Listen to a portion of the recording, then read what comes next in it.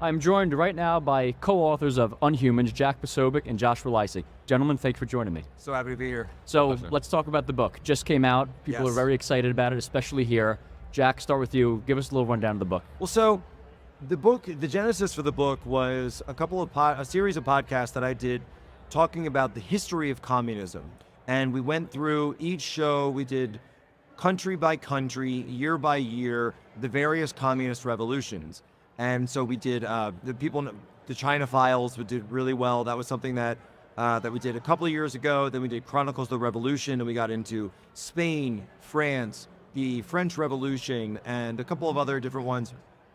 And so when we looked at it, we said, wait a minute, this totally ties into what's going on today, because we can see direct parallels in the system that's being used today that goes back to the system that was used at the time. And so sort of by accident, the same way they say that most of the great discoveries are happened by accident, we discovered their system.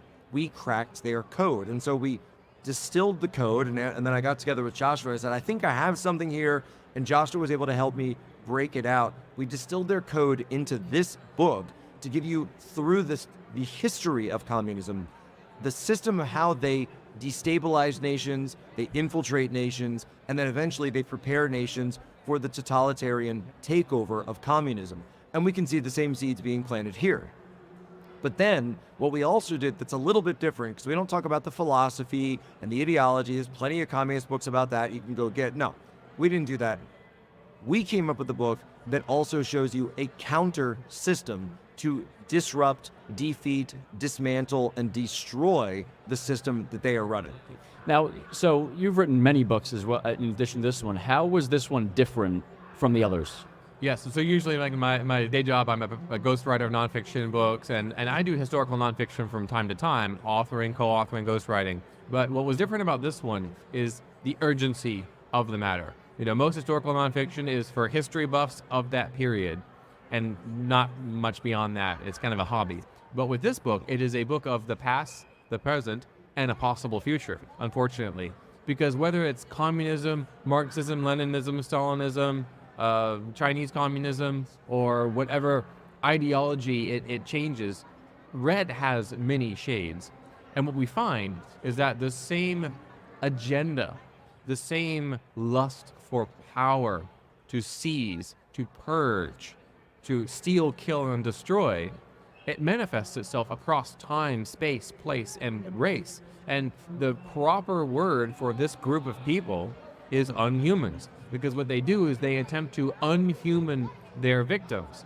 And the way that they first do this is they create this oppressor versus oppressed mental model. And this is why it's best understood in the context of communism. The Communist Manifesto states that there were oppressors and that they're oppressed. There's the bourgeois and the proletariat.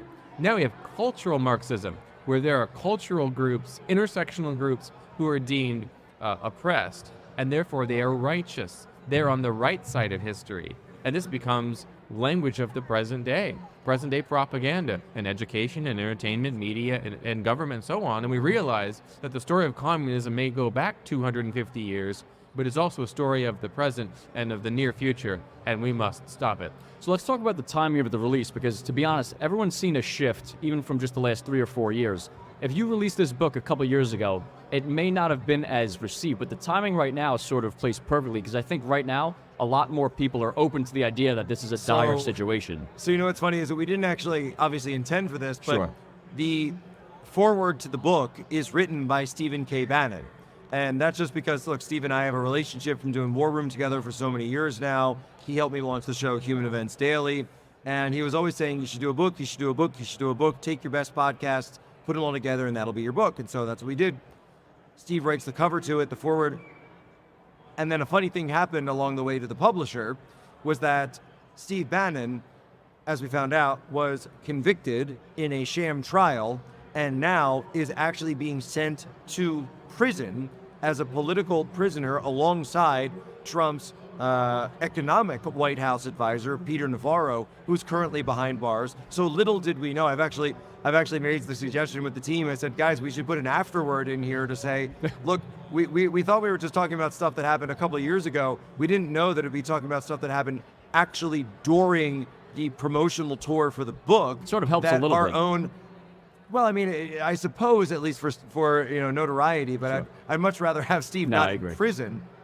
And so the idea is they're coming for all of us. They're coming for someone who was integral to the putting together of this book, Stephen K. Bannon. Of course, we also see them doing the same with President Donald J. Trump. And so what we explain, though, is what you are watching day to day on your TV screens or on your little pieces of glass that you hold in your pockets is not random. It is not this arbitrary, just craziness. Every time, it happens once a day at least, someone will send me a tweet or a headline and they'll say, "Oh, Jack, that's crazy. I can't believe this is going on." I say, "It's not crazy at all." From their perspective, it's totally rational from their perspective. And once you understand that this is a system that has been playing out in time after time, region after region, 250 years, you will see, oh, they're just following the next step of the system. They're following the next step of the program. And currently, we're at the stage where they've already done the labeling, the messaging, they've done the seizing of assets. Now what stage are we in? The purge. We're in the Patriot Purge. We knew that the purge started with the low-level people who were there at the entrapment of January 6th, and January 6th, you better believe, is in the book. I do. And now they've gotten all the way up to the leadership level of the Patriot movement. Navarro, Bannon, Trump. So this is the blueprint. This has happened many times throughout history, but it never ends well. So how is there a way for it to not end as poorly as it has in America as it has in other countries? How do we defeat it? Yes, so this is Father's Day weekend, and we point out that it was men like Francisco Franco who was successful in defeating communists in Spain. He had a father's heart for his people. And every father knows that a dad's got to do what a dad's got to do. And we were just saying in another interview moments ago, Jack had said that the most masculine word in the English language is no. And interestingly enough, Francisco Franco, in English, one of his most famous quotes is, "Wherever I am, there will be no communism." And he meant it.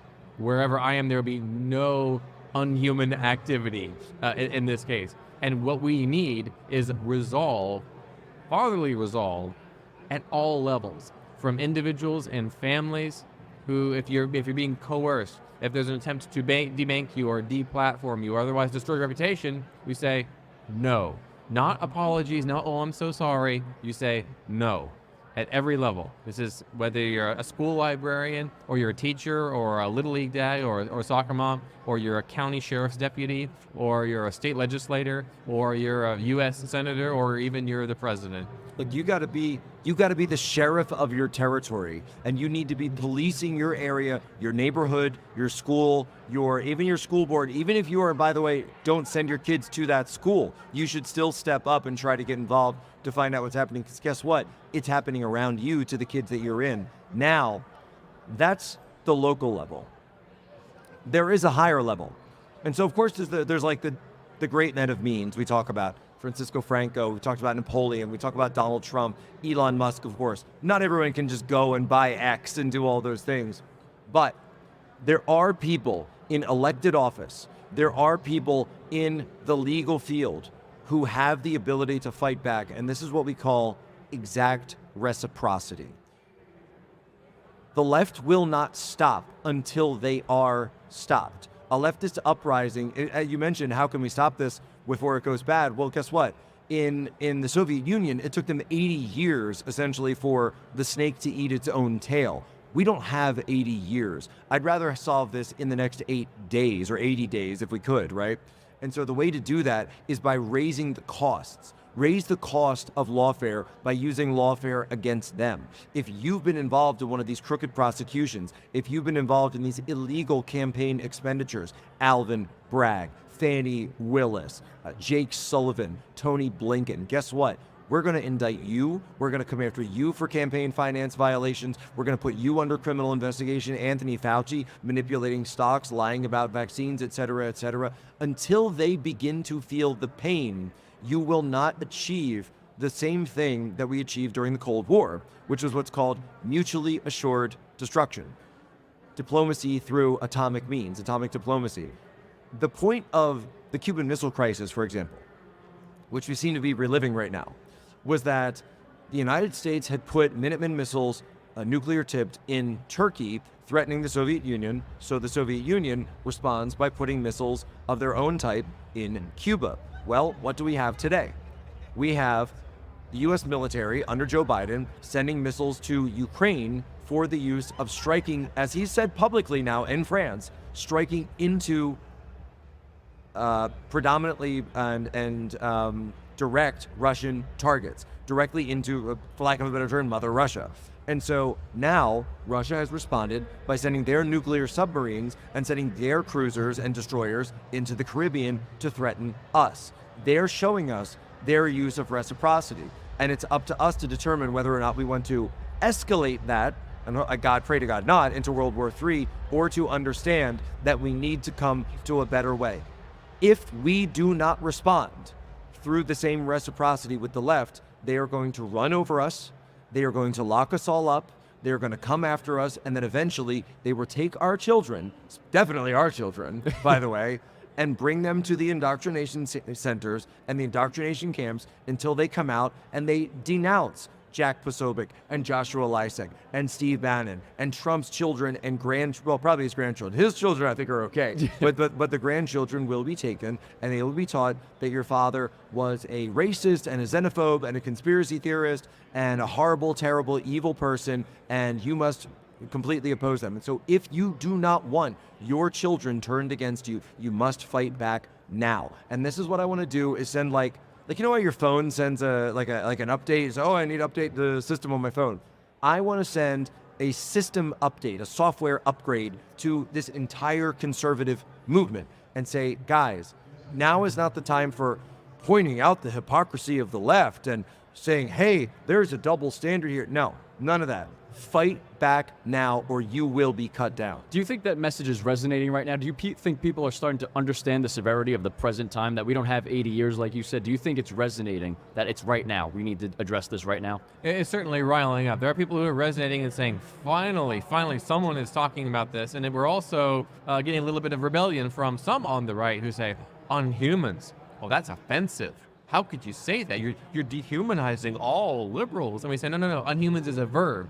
And say, well, it's not nice. Imagine if the roles were reversed. We get that a lot. Like, imagine if they said unkind things and they insulted us, Sure. and that's all they did.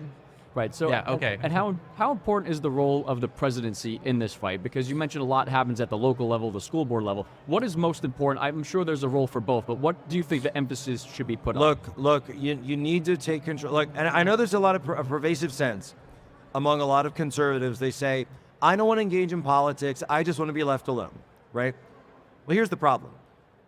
You may not be interested in the left, but the left is interested in you, Vladimir Lenin, right? Politics is the way he said it, but to paraphrase, they will not leave you alone. They will not let you go on your own. You think that's going to happen? Go look at the vaccines. Go look at the way that they did the lockdowns. They're going to come for you wherever you are. That's why. And I say this with a lot of love for my libertarian friends. You know I love my libertarian friends. That it's not that we can say we have to leave government. I disagree. I think government exists. You're not going to be able to snuff it out. So what else can you do? You can take it over and wield it for your own direct benefit, for the direct benefit of this nation. If we want to stop the injustice, we must use actual justice against them. If we want to stop the illegal lawfare, we must use legitimate lawfare. We must use these tools that exist. And by the way, this was the system that the founders gave us. They gave us the Constitution. They gave us the Republic. And we got asked, the other day. They said, "Are you trying to overthrow the Constitution and institute a military dictatorship like Francisco Franco?" And I said, "Not yet." But look, I love the Constitution. I love the Republic. I want to get back to that system, not just the constitutional republic that our founders gave to us, but what President Trump refers to as the magnificent republic. We must restore it and perhaps refound a magnificent republic. You need the Congress to do that. You need the Senate. And absolutely, because what the Democrats have done for so long and this is a much longer discussion, but they've given so much of sovereignty to the executive branch through the independent agencies and through the administrative state that it requires the power of the presidency to do something about that. And I just said in another interview, I'll say it again here, I want to drop on day one a 50 megaton nuclear bomb on the administrative state, and Donald J. Trump is the man to do it. I want to thank both of you, not only for joining me, but for writing this book, because I know when people read it, it's really going to resonate. So thank you both for joining me. God bless. Thank you. My pleasure. Thank you.